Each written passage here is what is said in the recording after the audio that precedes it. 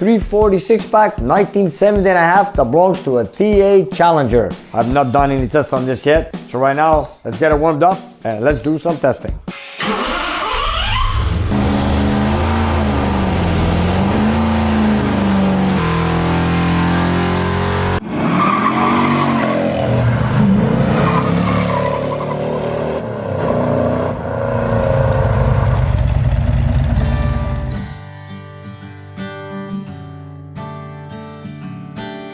The whole world is dealing with strange days right now. The effects are being felt in every nation and community. When we shot this video, Nick was in his dyno room, practicing social distancing from his family and friends, but getting up close and personal with this beautiful piece of American muscle history.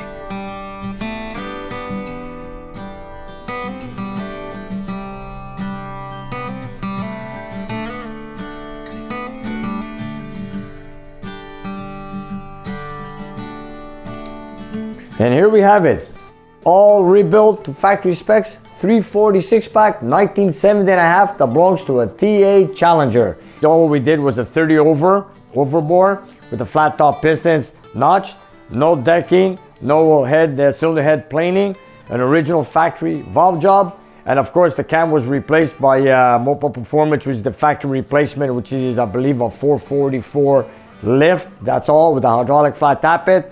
We've also installed the factory intake, factory carburetors, and of course the factory exhaust manifolds. So you know, from the factory was produced 290 horsepower at 5,000 RPMs. And of course it already made 340 torque at 3,200 RPM. So we don't know, that's what they said back then. So now I've got it here, finally fully restored or refreshed to factory specs. And of course I'm ready to make some testing and see what we're really gonna get. So all you folks are asking what kind of horsepower it's gonna make, I don't know. So let's stay tuned and let's see what it does.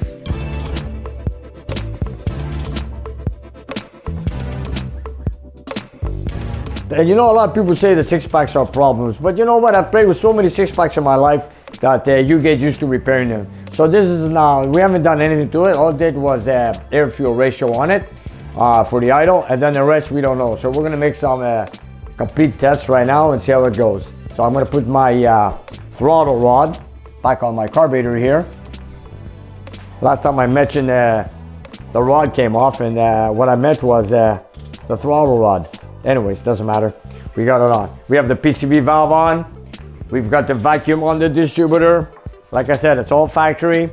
And of course, original oil pan, original valve job, exhaust manifolds, no heat razor valve. And of course, the only thing, instead of having the dual point assembly, we're using electronic distributor. Nick has always had a soft spot for six packs. You know, I had a 346 pack at one time, which we sold a couple of years ago, and I wanted to do a refresh on it. I never had a chance, but I sold the car because I started working on my Kowalski project. But anyways, doesn't matter. This one came up, belongs to Joe, and of course Joe told me build it to factory specs, put it on the dynamometer, see how it goes before I install it in my TA Challenger.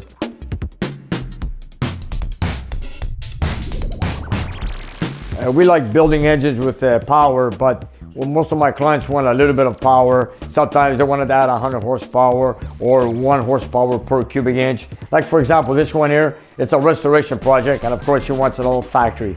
So this is what I built here, and this is what he wanted. And of course, I only build what customers want. And you know, and this engine came in pieces. You know, we had to start from scratch from everything, from cam bearings to cutting the crank. And of course, the valves were kind of rusty. We had to do a complete valve job. Of course, a new cam, new lifters. We had to clean out the block. But anyways, we've got it all done. We assembled it, and here she is. If you guys can remember our last video, this is the bell housing we used on the 241 Hemi 1954. Because we couldn't center the flywheel 100% on the crankshaft, it caused a little vibration, and it also cracked my aluminum housing for the LA 340 engine.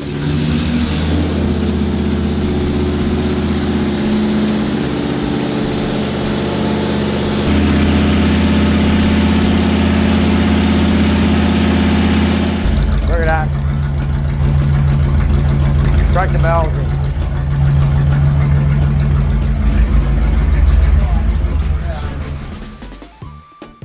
Dan did a weld job. Here it is. It's welded. Of course, now we have it back on the dyno and ready for testing. Now there it is. We have a Belgian here with a scar.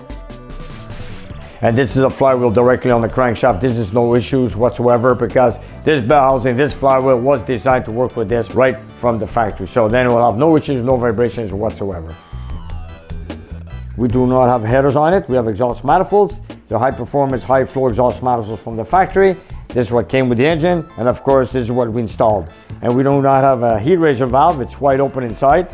Because of course the car is not driven in the winter. Customer didn't care about that. Who cares? But we're gonna test it like that with a 2.5-inch pipe. So you guys, what do you think it's gonna make? It's all factory, okay? Then again, of course, we have an electric water pump on the water pump. No, maybe from the factory they tested with a belt on the water pump. And of course, this is not tested in 1970. It is not net horsepower. The guess ends right now because right now we're about to start it and make some tests. And here we go. And on a typical Saturday, there's a lot of people that always come here on a Saturday. If they really know there's a dyno test going on Saturday, of course, there'll be a full house here. But try to keep it quiet with the way the virus is going around the world. Try to keep it simple. I want to keep the crowds down. And let's see how it goes. So I'm ready to make a test right now for the first time. I've not done any tests on this yet. All I did was break in the camshaft last night. Then after that, I turned it off, went home. So right now, let's get it warmed up and let's do some testing.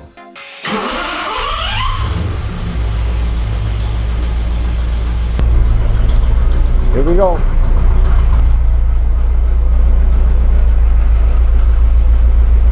You're gonna warm it up a bit.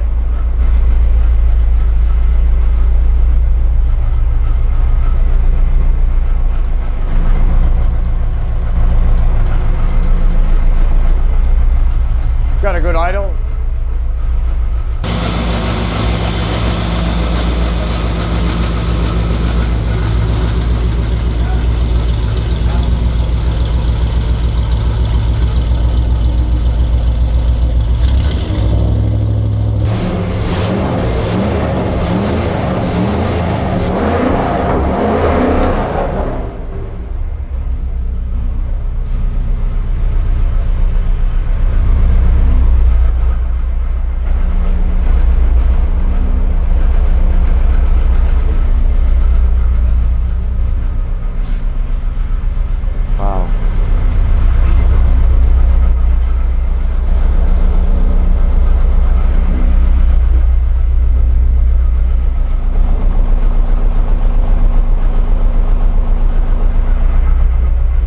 Let's get it the operating temperature. I'm going to check the air fuel ratio one more time, adjust it to the 13 area, and then we're ready to make a test.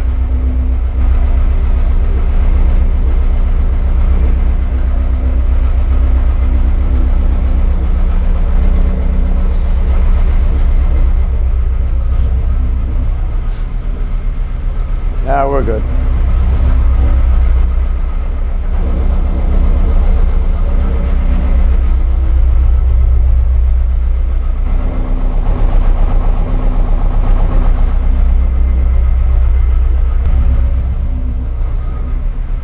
There we go. Yeah. We've got the air fuel ratio. I guess we're ready to start.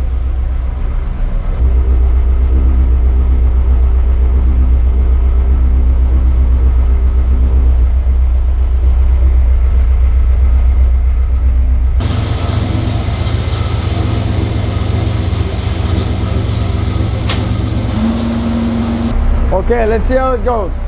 The water line on, put the fan on. Here we go.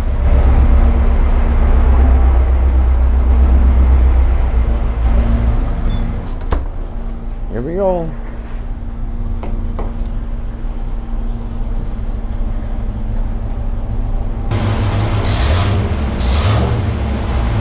(28 to 53 at 300 RPMs per second). 30 over, 344 cubic inch, and here we go.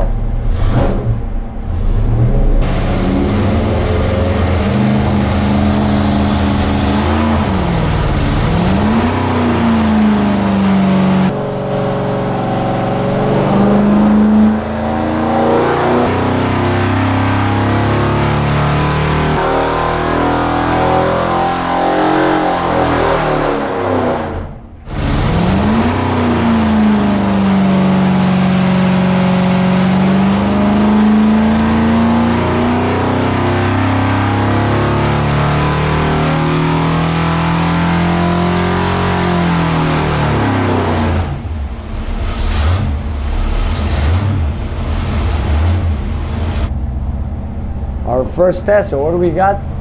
315.6.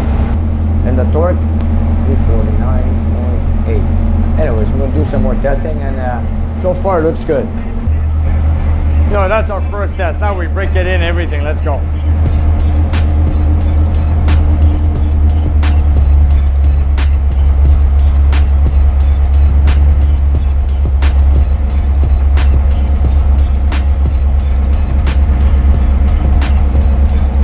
And on a 6-pack, when the car idles, these rods should not be jammed. They should be loose like so. Okay? Like that. Wow, it's rich, rich, rich.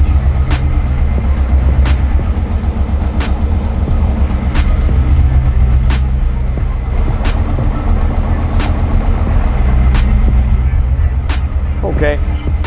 Check it out. No oil leaks. None whatsoever.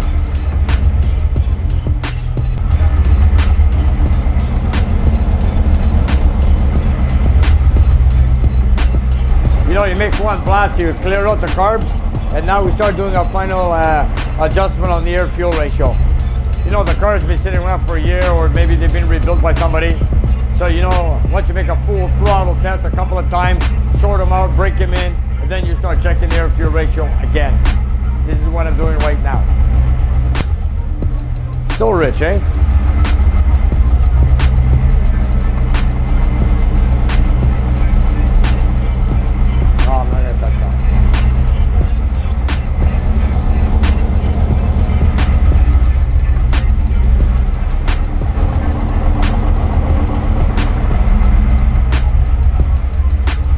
How are we doing? Still rich, eh?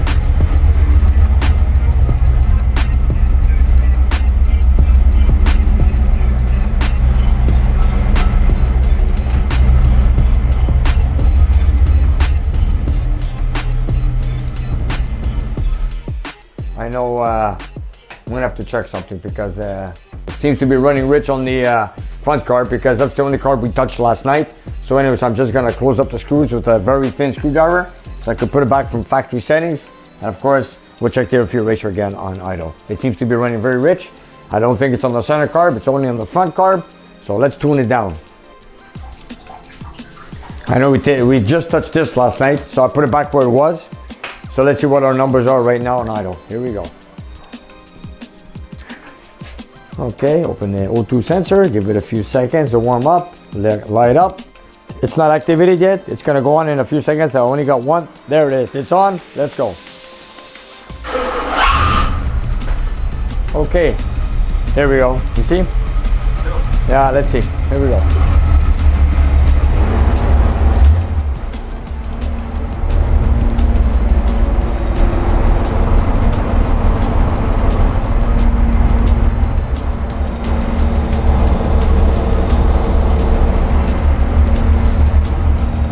We're good. Okay, let's make another test back to back. Let's see how it goes. A 6-pack on the dynamometer. Okay, here we go. Maybe I should take it higher than that. You know what? We are going to take it higher. We're going to go to, we're going to take it to 5,005. Here we go.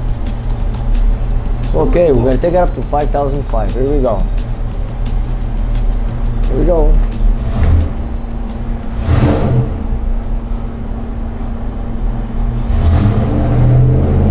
Look at the 6-pack we got.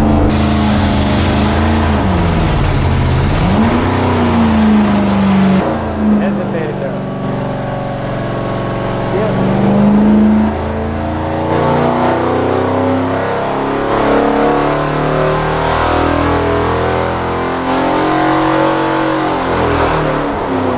My God, it's got a lot of oil pressure.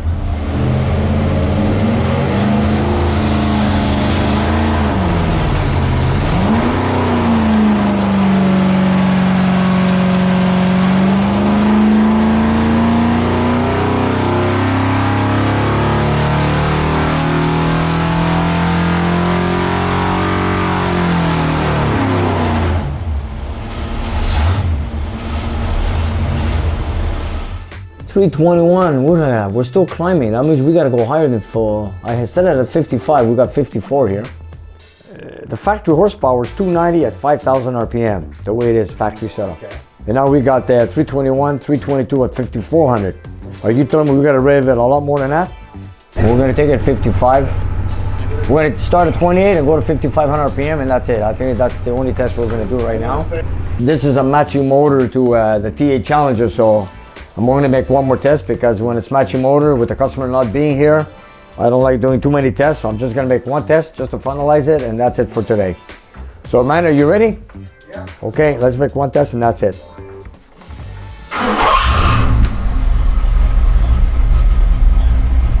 Okay, one test, here we go. Okay, I'm gonna make one test and that's it, here we go. That's the last test.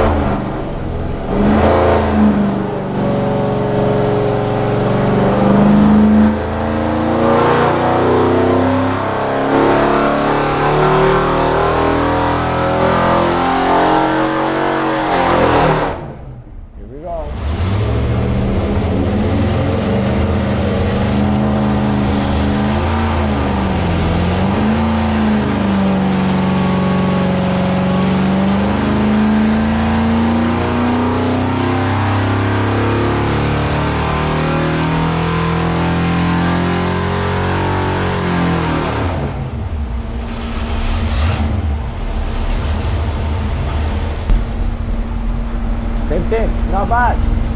No crack up at higher RPM. Eh? No, it went smooth, eh? And there we have it. We've got 326 horsepower at 5,300 RPM, and our torque maxed out at 357 at 4,000 RPM. So there you have it, folks. This is what it is. Factory, rebuild, refresh, no modifications whatsoever, and there it is. How far were you guys guessing? Were you off by much? There it is, 326, 327 horsepower at 5,300 RPM versus 290 horsepower at 5,000 RPM.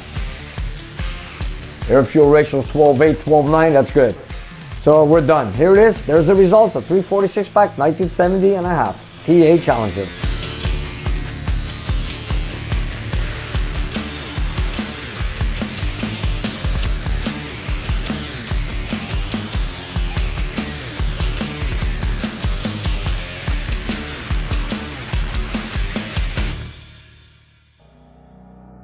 Regular viewers will remember the Keeper. That's the nickname for the 426 Hemi that Nick restored to absolute stock perfection a few years back. Sadly, Nick had to sell his Keeper in order to pay some bills and make room for other projects. And now, the Hemi is installed in its new home. And here it is. It's finally in the car after a few years sitting on a cradle. It belongs to Pierre now. He's bought it. He's put it into his car, which is a 69 Roadrunner. I'm still not finished with it. I still have some more detail to do with it. And of course, I've got the 4-speed behind it. He's got the Dana differential on it. So now we just got to get a drive shaft to put in place. And of course, we're going to send that out for wheel alignment because we did also front end work. I'm waiting for the battery to come in. We got to fix the little power steering leak we have. But besides that, we've got a couple of things to do. Then I've got the air cleaner also to install later on. But anyways, for now, I've got also a heater box coming in, which I forgot. I got to put the heater hoses. And of course, after that, I can't wait to take it for a drive. Okay, I've also removed the 1970-71 valve covers. I put on the 69 valve covers, which came originally with the 69 motor, which is a 69 car. I went with it. We also had the wiper motor detailed, correct model. Of course, we also installed a 26-inch radiator with a clutch fan. I don't know if you guys remember the way it was when it first came in. It was a full race car, so we detailed it to a 100% Chrysler setup, except for the modern voltage regulator. We went to a 1970 unit, but it doesn't matter. And then again, here's the Keeper. Here it is sitting in its bay of a 69 Roadrunner with a lift-off foot like an 812 package. Instead of being a 6-pack, it's a 426 Hemi. We also did a few features on it. We had the manual steering converted to power steering. We had manual brakes converted to power brakes.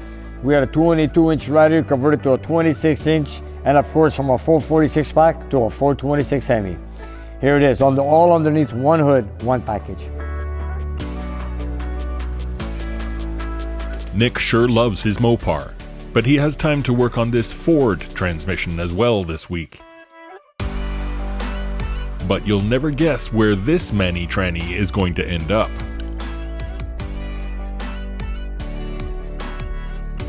This is a 4-speed transmission that came off a 289 Ford engine from it's an Italian car from a 1967 Intermeccanica Italia. That's the car it's from, a 67 that came from Italy with a 289 Ford engine and a Ford 4-speed. And this is it, this is the setup.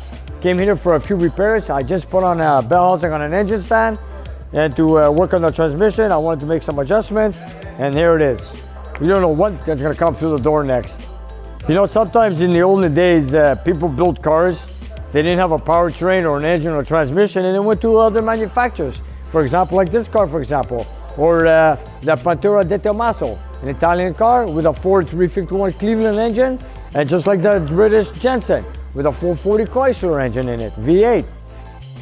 So you see that? There's all kinds on this planet, all kinds of cars with different manufacturers. And they're all working here, Nick's Garage.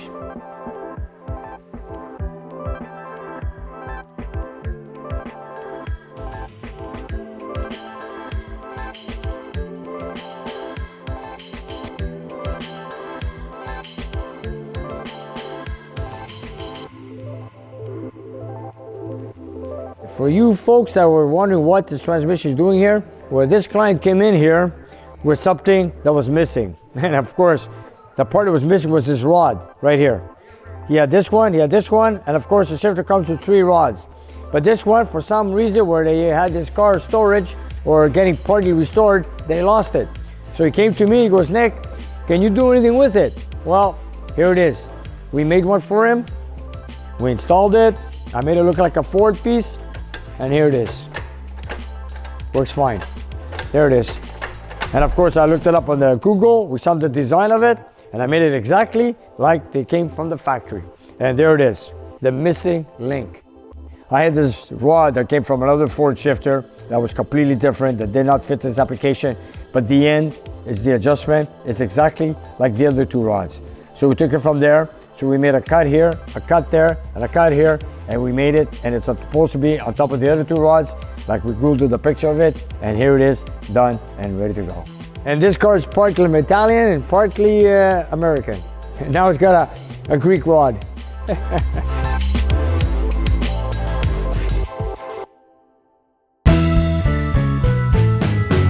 Ladies and gentlemen, it's time for Nick's mail. Mail time. Let's get some packages open because we've got a few of them in the past 2 weeks. So it's time to open them up. I'm sure the viewers or the senders have sent us these packages. They want to see them get them opened up. So we're going to get to it in a few seconds. Okay, let's go. Time to open the mail. We haven't opened up packages for a while, so I've got a few more to open up here today. So let's get going because, of course, a lot of viewers have not shown up in the shop lately because with the virus going on. But you know what? Let's put it on the air. Let's see what we've got that came in. Here we go. And this one here is from Sean from Pennsylvania. Sean just sent this in. You know what? I remember he sent us an email to see if we received the package, and I told him yes, we did. So here it is. Nick, thank you for your YouTube videos. They are inspiring, and you are a great mentor for our young people today. Here are pictures of my 2 classic cars, Chevy Impala or Caprice and a Mercury Capri. 1 Ford, 1 Chevy, and a 2-door coupe. Nice. I love those cars. May the good Lord continue to bless you in all your endeavor. Signed, Sean from Lock Haven, Pennsylvania. Oh, check this out, man. Check this out. I light up. LED. Hemi logo. Okay, let's light it up. Sean, what you got us here? A neon Hemi sign for the garage. Thank you, Sean. I'm gonna put it up in my shop somewhere, that's for sure. Thank you. You know, these are nice cars. You know, the best part about them, you don't see them anymore. They're both rare, let me tell you. Nice, really nice. This must be a comfortable ride. I had a friend of mine who had one of these, and you know what? One joyful ride, let me tell you. Chevy Caprice. And of course, Mercury Capri. Sean, thank you very much. And this one here is from Bud from Arizona City, Arizona. I've been to Arizona a few times. I've also been to Scottsdale, Arizona for the Barrett Jackson auction. Let's see if there's any letters. Of course there's a letter. Nick, just a quick note to say thanks to work for what you have done, and I'm a MOPAR not to another. Here's a few stickers for you. I make this kind of stuff. Again, thanks for doing what you love to do. Bud from Arizona. Wow, look at this. In silver. Okay, there's a few more here. Oh my God, check this out. This is something, eh? We're gonna put these everywhere. It's like a metal, eh? It's like a piece of tin. Bud, thanks a lot, buddy. Yeah. Thank you, Bud. From Arizona. It's gonna go on my car from Laval, Quebec. Thank you, Bud. Here's one that came in from, I believe it came from Amazon, but I'm not so sure. But I opened it to see because I thought it was part of my, something to do with my shop, but it's a flag. Because I read a comment that someone sent me a flag, and I believe, if I'm not mistaken, his name is James, and he's from, I believe he's in the US military in Afghanistan. I'm not so sure, but he told me he's sending me the Missouri flag. It is the flag of Missouri, am I correct? Thank you, James. I hope I have the right person. Thank you. And this one is from Sonny from Texas, Caryville, Texas. Another one from the USA. And you know, just our biggest flag in the shop is a Texas flag. Check this out. The name's already on it. Of course, another Texan flag. It's called the Lone Star. And thank you very much. I'll put it up in my shop. Thank you. And next, there's what's next. From Dan and Chris from New Jersey. Okay, what do we got here? And this one says, hello Nick, just a quick hello from the great state of New Jersey. Keep making those awesome videos. Your friend from New Jersey, Dan. Dan, thank you. Dan, we're gonna put Dan's flag up now. We got a flag here from New Jersey from Dan and Chris, and now I'm gonna put your names on it. Thank you. We are all locked up, of course, many of us are, from around the world, but I like to keep in touch with you folks, your viewers. Of course, we're trying to keep making those videos. You know, whatever comes in, I'll put them on video so everybody can see it, enjoy it, of course. And of course, we're going to still keep putting up videos for everybody to enjoy while we're still at home. Thank you, guys. Here, this one is from Bakersfield, California. William, let's go, William. Oh, wow, check this out. Oh, I remember now. Someone made a comment. If I wanted to save the stickers for oil changes like the old days. So he sent them to me. I want to give him a special thanks. Thank you, William. And of course, you know, we have some old school, some old cars here. Some people like to have the old mileage written on a sticker because they're old school cars and they don't have the cluster that tells them when to make an oil change. So this is great. Thank you. Thank you, William. And this is the new school version that you stick on a windshield. But anyways, doesn't matter. Everybody wants them on the doors. They don't want them windshield, just like these here, or sometimes even under the hood. There you go. I remember these back when I used to work on a service station. Service stations used to be called a service station. That's because they served you in a service station. You would have your tire pressure check, check the oil, fill up the windshield washer, check the visual, whatever. But today, a gas station, because it's not a service station anymore, it's more like a little grocery store and they sell fuel. So don't call it a service station because they won't even lend you a screwdriver. So just call it a gas bar, gas station, but don't call it a service station. Service station was used to call in the past, in the old days, not today. If you want service, you come here. Because today's gas stations do not have service unless they have a bay that you work with, but in many cases it's self-serve and it's just a gas station, not a service station. And here's another one. And this one is from Grant from Newmarket, Ontario. Okay, here's one from Canada. All right, what do we got here? Oh, Superbird, eh? Michael Irvin, Automotive Fine Art. Oh, check this out. Hi Nick, I've been watching your show for over a year now. We really enjoy you and your team. I have been a big MOPAR fan for years. We will check out the MOPAR muscle cars at dealers on your way to school. I have sent you a flag from the native country from which my ancestors came from, the Channel Islands, Jersey. It's a small island off the coast of France. We came to Canada in 1880. The small town in northern Quebec shares our family name, Gallahan. Hope to see you this summer with one of the MOPAR friends. Great show. Regards, Grant. Grant, thank you very much. And this is Jersey, just off the coast of France, I believe it is. Okay, there's a new flag. I don't have this one, that's for sure. Wow, something new. All right, let's put their name. Every flag gets its first name of the viewer that sends me the flag. Thanks, Grant. And this one is another package from California. It's Customer Care Center. Sees Candies. Wow. Got candies. Candies, eh? And it's Sees. Sees. I guess that's the type of candy it is, eh? Let's find out. Okay. Assorted chocolates. Wow. We gotta open this up, eh? Sees famous old-time candies. Dear Nick, thanks for the fun show. Rob. Okay, Rob from California. Rob, thank you very much. Nicely wrapped, let me tell you, man. It looks like for Easter. I love chocolates, let me tell you, buddy. Wow. Ooh, looks so good, I don't want to touch them. Okay, you know me, eh? I'm gonna take one right away. Take one. Good stuff. Thank you, Rob. I'll be eating chocolates all week, thank you. Anybody in California wants good candy, there's your place.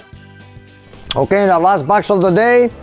And this one is from, on the other side of the world, I believe it's from Sweden. And it's from Sophie from Sweden.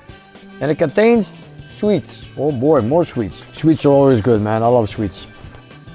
Oh yeah, I'm sure it was opened up by the customs of Canada. No, I've never been to Sweden. Maybe one day. I remember that Volvo, it's a Swedish car. Can't forget that one. We had it here for a while. Gevalia. Roast coffee. Hey, here comes a package of Swedish sweets for you. Eat and enjoy. Best regards from Matthias in Sweden. Matthias, thank you very much. Oh, look at this. Quite a few packages. Look at this. Oh my God. This is something, eh? I think they've sent us everything. Oh, look how many kinds there are. Fudge. Fusizer. Man, they sent us every one of them. This is too much. Oh, looks like I'll be eating chocolate for quite a while. Matthias, thank you very much from Sweden. Thank you. And I want to say a special thank you to everybody around the world, because the way the virus is going, and from coast to coast, country to country, around the planet, all I want to tell you guys is stay home, stay safe. And you know, you can't get a virus by touching the subscribe button on your computer. So please subscribe and get everybody else to subscribe and join our channel. Thank you very much. Thank you. Love you all and have a great day. And you guys, if you look down below the video, we have a whole bunch of merchandise that you guys can buy.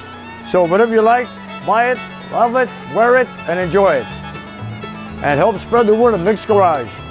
And if you have some time, check out our Patreon page. We have extra content and you guys can watch it and take it from there. And we'll see you next time.